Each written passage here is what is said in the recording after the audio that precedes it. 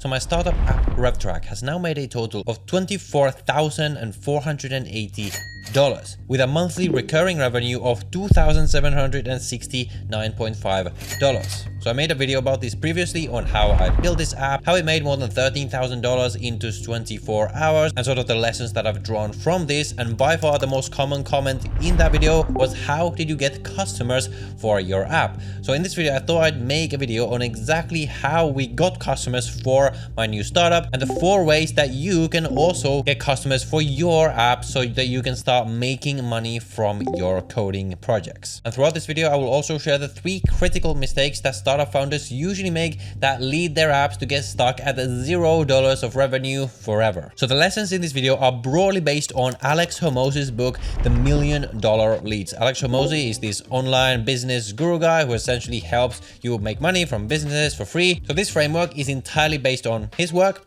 All credit goes to him. So in this video, I'm going to essentially present it to you and how it applies to us programmers trying to make money from our apps, and the marketing methods that I use that work for me, and the sort of pros and cons of all of these as someone who has tried pretty much all of them. And so there's generally 4 ways to advertise your business. But before we talk about them, we need to understand, what does advertising even mean? Advertising simply means to make known. The purpose of advertising is that you have some products or service, something that you want to sell. And with advertising, you're essentially just making other people know that this thing that you have exists. So to make money from your apps, you need 2 things, of course. You need an app to sell, and then you need people to know about it. And then if this app is something that these people who know about it want, then transactions will occur and they will be willing to buy it, as long as you have priced it in such a way that they're actually willing to pay for it. And this is why, before we get into these advertising methods, we need to talk about the first critical mistake, where if you make this, none of this is going to work. And that is making an app, not a solution. So people don't pay for apps,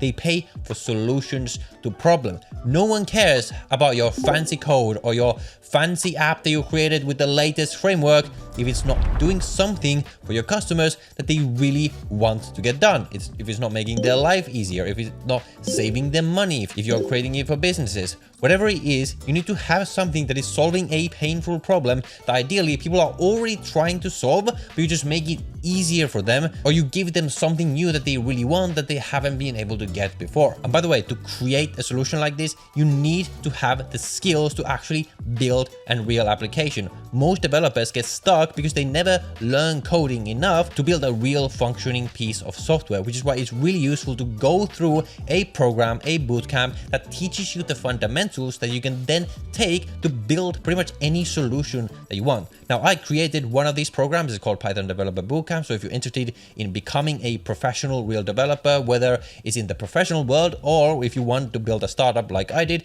I recommend you check out that program in the first link down below in the description. And you can use the code STARTUP for a special discount on the program. If you don't enjoy it, there's a full 14 days money back guarantee. So literally you have no risk. So if you're a beginner developer and you want to get to the point where you're creating apps that actually make money, if you go through that program, you're going to have all the skills to essentially start building anything that you want. And then you're not going to be held back by the technical skills anymore. You're only going to be held back by not doing the things that I teach in this video about actually letting people know of your apps. So now getting into the 4 methods of getting people to know about your solution, because once you have a solution, now you need to essentially let people know that, hey, there is the solution to the problem that you might have. And you can think about these 4 methods as like a matrix, where on the x-axis you have one-to-one and then one-to-many, and then in the y-axis you have cold audience and hot audience. So for example, our first method is called hot outreach, and on this matrix it is right here. It is outreach one-to-one to a hot audience. So what does this mean? It essentially means you're reaching one-on-one. So you're reaching directly to some individual people, like you're literally messaging them or emailing them or LinkedIn messaging them or whatever, and you're reaching out to hot people. What does hot people mean? Not super attractive people, but what I mean is people who are already warm, who essentially already know you. So what does this mean? This means essentially reaching out to people that you already have in your network, your friends, your colleagues, people that you already know, and letting them know that, hey, I created this thing that you might want to find useful. But the crucial thing here is that you don't want to just send it to everyone. You only want to reach out to people who are in your target audience, who actually might have the problem you need. Let's say we use my YouTube tracking app as an example. It's completely useless for me to reach out to my friends who are not YouTubers and let them know, hey, try this app. They might try it, but like they're not going to be able to give you useful feedback, and they're certainly not going to pay for it if they're not YouTubers, because why would they? It is not a solution for them. So I like this advertising method because it's something that anyone can do, and it's something that's very easy for you to get your first at least test users so you can start getting some feedback. But this crucially depends on how many people do you actually know that have the problem that you're trying to solve. Chances are, ideally, you have at least some of those people, so that is where you can get started. But obviously, this is not going to be the method that's going to scale your app or anything like that. So once you essentially exhaust all your immediate connection, all your hot connections that you have, what is the next thing you can do? Well, you can do cold outreach. So reaching out one-on-one to cold people. So essentially people who don't already know you. So the benefit here is that there's a lot more of these people. I mean, there's 7 billion people in the world, but the downside is that it's going to be much more difficult for you to reach out to them and to convince them to try your app. Chances are if you're reaching out to a friend who has your problem, they already know you, so they're going to be willing to help you. But if you're reaching out to someone who doesn't know you, you're going to have to essentially convince them a bit more, which is why this is going to be very, very laborious. We were doing this method with our previous startup where we didn't have much of a hot audience. We didn't have too many people in our network who had this problem. What we would do, and my co-founder was doing this, is we literally went on LinkedIn and we found people who matched the profile who we thought might have the problem that we were trying to solve. And we would just literally reach out to them one-on-one. An extremely laborious process, but because we were solving a problem that at least some of these people had, they were willing to help us. Sure, 9 out of 10 people are not going to respond to you, but even that 1 out of 10, if you just do it enough times, you are going to start to get customers in this way. But if you're not solving a real problem, no one is going to care, of course. With this startup, we didn't have to do this because we had the advantage of being able to take advantage of the next method, which is social media. So in our matrix, this corresponds to this area right here. 1-to-many reach out to a hot audience. Essentially, if you have a social media presence with the kind of audience that you're looking to solve this problem for, this is probably the most powerful advertising method of all, because you have a lot of hot people, so warm audience who already know you,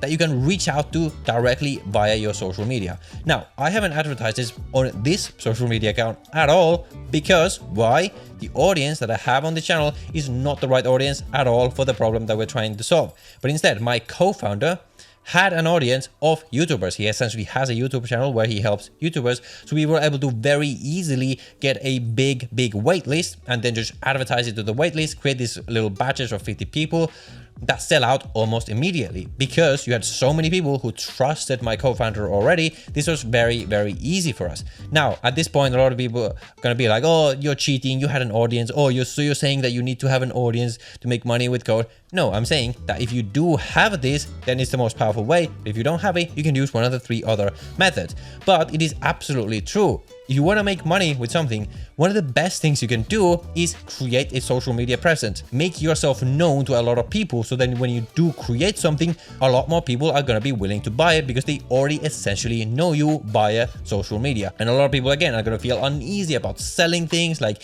selling things to their audience. They're like, oh, I shouldn't sell. But again, if you're solving a problem, if you are creating a solution to a problem that your audience has, like you are helping these people by giving them this solution and you're not forcing them to pay for it. So if they're willing to pay for it voluntarily, then clearly you are creating a real solution that they are willing to exchange money for. So again, this works if you create a real solution. If you're not creating a real solution, if you're just selling shit, maybe you'll make a bit of money, but eventually it's not going to work out. So really, again, it goes back to creating a real solution. But let's say you don't have an audience. Let's say you are essentially all exhausting these other methods of cold outreach, hot outreach. What is the method that you can reach out 1-to-many, but to a cold audience? Let's say you don't have this audience on social media. Well, the last and fourth method is paid ads. So the benefit of paid ads is that it's essentially infinite. Like you can always buy more ads on Google, on Facebook to reach more and more and more people.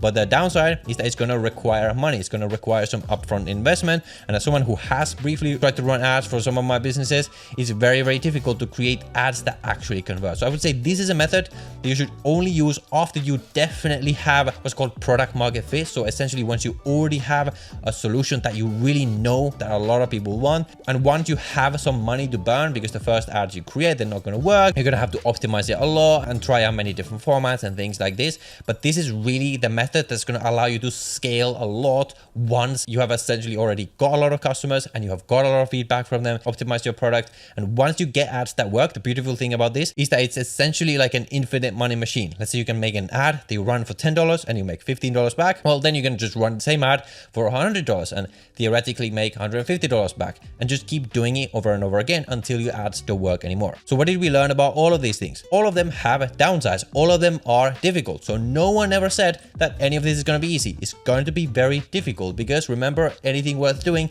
is going to be difficult. So what you want to start with is probably the hot outreach, to one-to-one, reaching out to your connections. Then what you want to do is get a small group of test users. You probably don't even want to charge money from them yet if you don't want to, because the second critical mistake that is going to make sure that none of this is going to work is not listening to your users. Because whatever you build, your first version is going to suck. It's going to be absolutely terrible, which is again why this hot audience method is very good for start, because you can get your friends and people who already know you to essentially test it out. They're going to find bugs that you never found when you were testing it, and then you're going to be able to learn from this and optimize the app, build it more, see how these people use it, if they actually use it at all. So definitely build some kind of analytics to see how many people actually use it, how they use it. You're going to learn so much more from having these first few test users than you ever did when you were first developing your app. But lastly, the third critical mistake that is going to make sure that none of this works is advertising to the wrong people. Like I said previously, I could have advertised this easily on this YouTube channel. Why did I not do it? Well, because I don't have an audience of the right people. To bring us back to the main point that you should be taking away from this video, none of this is going to work if you're not solving a problem. But people have different problems. Some people are going to have the problem that you're solving. Some people are not going to have the problem that you're solving. So when you're reaching out to people, whichever method you're using, you want to make sure you're only reaching out to the right kinds of people. I cannot stress this enough. If the people you're reaching out to are not interested in your app, if they're not buying it, one of two things is true. Either your app is just not good, it's just not interesting, or you're just reaching out to the wrong people. So you always only want to reach out to the right people, whichever method you're using. And if you actually create a solution, people are going to be interested because you're solving a problem for them. So that is how we got our customers for our app. So let me know if you found this helpful. If you want to hear what my startup is, how we built this, the lessons I learned from me, watch this video next, and I'll see you in the next one.